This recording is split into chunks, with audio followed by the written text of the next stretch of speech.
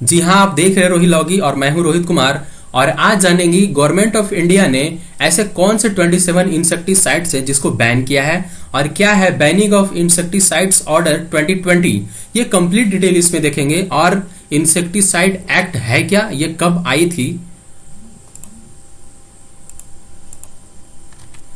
और इस वीडियो को स्टार्ट करने से पहले मैं उन दो लोगों को बहुत ज्यादा थैंक्स करना चाह रहा हूं जिन्होंने मेरी इस वीडियो कंपाइलेशन में, इस पूरे डाटा कंपाइलेशन में पूरा मदद किया है। सबसे पहले हैं तुषार शेखर, ये इफको में वर्क कर रहे हैं, इन्होंने ही मुझे सजेस्ट किया था।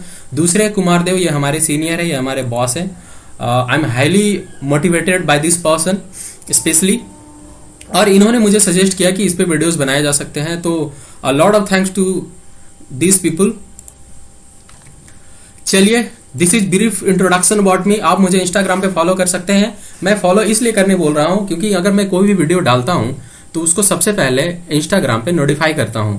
अगर आपको हर एक वीडियो की पीडीएफ चाहिए तो आप टेलीग्राम पे मुझे ज्वाइन कर सकते हैं। वहां पे टाइप करें रोहित लॉगी, आपको ये चैनल दिखेगा। आप मुझे फेसबुक पे चाहे तो फॉलो कर सकते हैं। चलिए, ये हम जाने कि ये न्यूज में क्यों है। देखिए, पेस्टिसाइड मैनेजमेंट बिल 2020 को अप्रूव कर दिया गया है। किसके द्वारा? कैबिनेट के द्वारा। यूनियन कैबिनेट, जिसमें राज्यसभा लोकसभा दोनों आता है। ये करेगा क्या? ये बिल रेगुलेट करेगा बिजनेस ऑफ पेस्टिसाइड्स को और कंपनसेट फार्मर्स। मतलब पेस्टिसाइड का बिजनेस पूरा इंडिया में जैसे चल रहा है, उसका मैन्युफैक्चर है, ट्रांसपोर्ट है, एवरीथिंग को रेगुलेट करेगा। और अगर किसी कारण से फार्मर्स को अगर कोई लॉस होता है तो उसको कंपनसेट करेगी गवर्नमेंट। एग्रो केमिकल्स क्या इंप्लाई करता है? ये इंप्लाई करता है पेस्टिसाइड और फर्टिलाइजर दोनों को। इंसेक्टिसाइड एक्ट 1968 में आया था। और जानेंगे इस स्पेशल फीचर क्या है इस एक्ट का, कि ये import, manufacture, sale, transport, distribution and usages of insecticides को रेगुलेट करती है और ये प्रिवेंट करती है risk to human beings and animals से। ये इफेक्ट में कब आया था? 1 अगस्त 1971 से आया था। तो इसलिए यह बनाया गया ताकि इसका रेगुलेशन हो सके।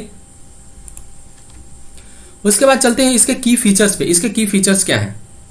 देखिए, पेस्टिसाइड डाटा। पेस्टिसाइड डाटा कहने का मतलब क्या है कि ये फार्मर्स को एम्पावर करेगी कि वो कौन से पेस्टिसाइड को सेलेक्ट करें।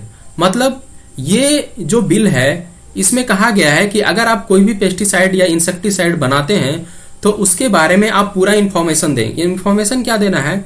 इसका स्ट्रेंथ क्या है, इसका वीकनेस क्या है, इसका रिस्क क्या है और इसका अल्टरनेटिव क्या है। All information will be available openly as data in digital format and in all languages. बहुत सारे लैंग्वेजेस में होंगे और सारा डाटा डिजिटल फॉर्म में होगा। उसके बाद है दूसरा कंपनसेशन। देखिए, अगर स्प्यूरियस यहाँ पे यूज किया गया, स्प्यूरियस करने का मतलब है कि अगर कोई नकली पेस्टिसाइड बनाता है या नकली इंसेक्टिसाइड बनाता है तो उसके वजह से क्या होता है कि फार्मर्स को बहुत सारा लॉस होता है। तो उसके लिए कंपनसेशन का भी प्रावधान रखा गया है इस बिल में।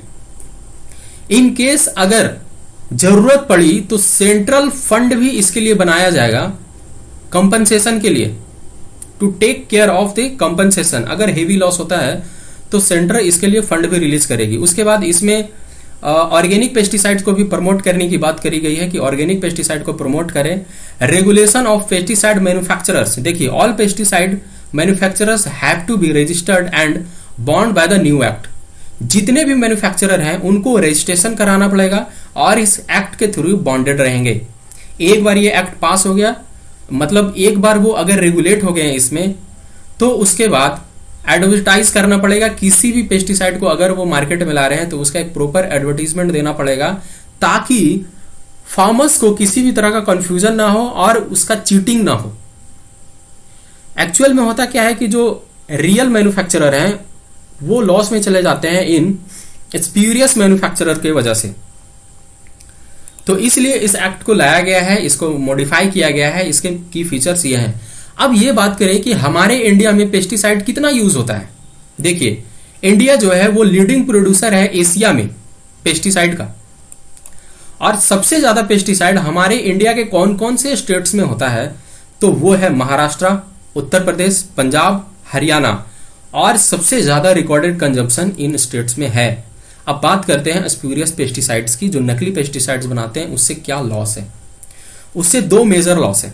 एक तो पहला, क्रॉप, सॉइल फर्टिलिटी और इन्वायरमेंट को लॉस करता है। दूसरा, जो जेन्युइन एग्रोकेमिकल प्रोड्यूसर्स हैं, जो रजिस्टर्ड हैं, उनको भी इन लोग लॉस कराते हैं, क्योंकि जो नकली होता है वो ओरिजिनल के ऑलमोस्ट उसी तरह से बनाता है।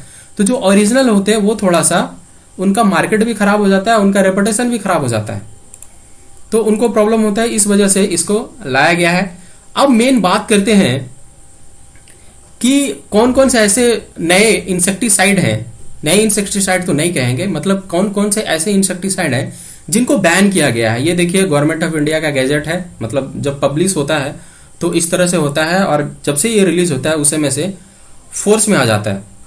पहला जो है वो है एसिफेट, इसको बैन किया गया है। ये यूजुअली यूज किया जाता है वेजिटेबल्स वगैरह में।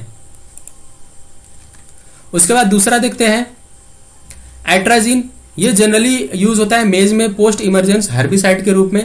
देखिए इंसेक्टिसाइड कहा गया, अब आप अपने से भी क्लासिफाई कर सकते हैं कि किसको कहाँ यूज होता है। बस मैं ये इनलिस्ट कर रहा हूं कि कौन कौन से 27 ऐसे इंसेक्टिसाइड या पेस्टिसाइड जो भी कहें उसको बैन किया गया है। तीसरा है बेनफ्यूराकार्ब, चौथा है ब्यूटाक्लोर। ब्यूटाक्लोर से आप बहुत ज्यादा फेमस होंगे, मतलब क्या बोलते हैं उसको, आप जान रहे होंगे उसको। उसके बाद आगे चलते हैं कैप्टान पे। कैप्टन को भी बैन किया गया है, ये ज्यादा हार्मफुल था इसके लिए, और फिश वगैरह के लिए, जो एक्वेटिक एनिमल्स हैं उन लोग के लिए। देखिए होता क्या है जनरली कि हम लोग कॉलेज में टीचर्स हम लोग को पुराने वही सब लिस्ट देते हैं और बुक्स में वही सब लिस्ट है जिसका अभी रिसेंट टाइम में कोई यूज नहीं है, और हम लोग उसको रिकमेंड भी करते हैं। जबकि फार्मर्स जाते हैं शॉप पे, इंसेक्टिसाइड या पेस्टिसाइड शॉप पे जाते हैं खरीदने, तो बोलते हैं ये तो बैन है, आपको ये मिलेगा ही नहीं। तो आप बिल्कुल अपडेटेड रहें और आप ये जानें कि अभी मार्केट में क्या अवेलेबल है और किसको बैन कर दिया गया है। उसके बाद आगे चलते हैं कार्बेंडाजिम पे। कार्बेंडाजिम को भी बैन किया गया है। ये जनरली यूज किया जाता है ब्लास्ट ऑफ राइस में, और अभी के टाइम में मैंगो में बहुत ज्यादा यूज किया जाता था। उसके बाद है कार्बोफ्यूरॉन। कार्बोफ्यूरॉन को पैडी में यूज किया जाता था और ऑल फील्ड क्रॉप्स में यूज किए जाते थे। उसके बाद है क्लोरोपाइरिफॉस, ये पैडी, मेज, व्हीट, कॉटन, ये सब सारे में यूज किए जाते थे। उसके बाद आइए 2,4-D को ब्रॉड लीफ वीड्स के रूप में, इसको मतलब ब्रॉड लीफ वीड्स को मारने के लिए यूज किया जाता था। डेल्टा मेथ्रीन है, डाइकोफॉल है, आप सबका स्क्रीनशॉट ले सकते हैं। डाइमेथोएट है, डाइनोकाप है, डायूरोन है, generally used in cash crops. जो जनरली यूज किए जाते हैं उनके यूजर्स को मैंने बताया है, बाकी का नहीं बताया है। मैलाथियोन है। 16वां है mancozeb, widely use in early and late blight of potato, इसको बहुत ज्यादा यूज होता था। उसके बाद है मेथोमिल। 18वां है मोनोक्रोडोफॉस, बहुत ज्यादा इसका यूज है।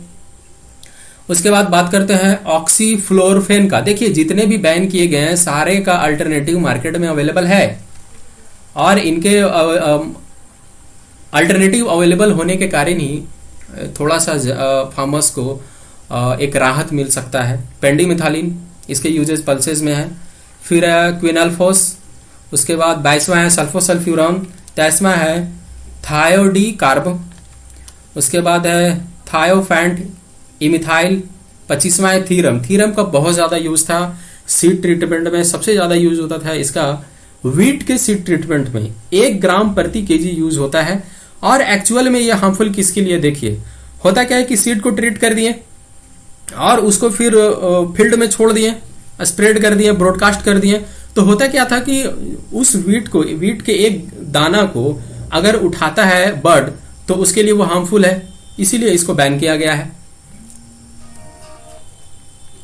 उसके बाद है जिनेब, और सबसे लास्ट है जीरम, 27वां, जिसको बैन किया गया है। तो ये था complete detail about banning of insecticide act 2020 और क्या है इंसेक्टिसाइड एक्ट 1968 जो 1971 से इंप्लीमेंट हुआ था पूरे देश में। मैं आशा करता हूं आपको वीडियो अच्छा लग रहा हो। प्लीज चैनल को सब्सक्राइब करें अगर आप एक अच्छा कंटेंट चाहते हैं तो। Thanks for today, bye bye.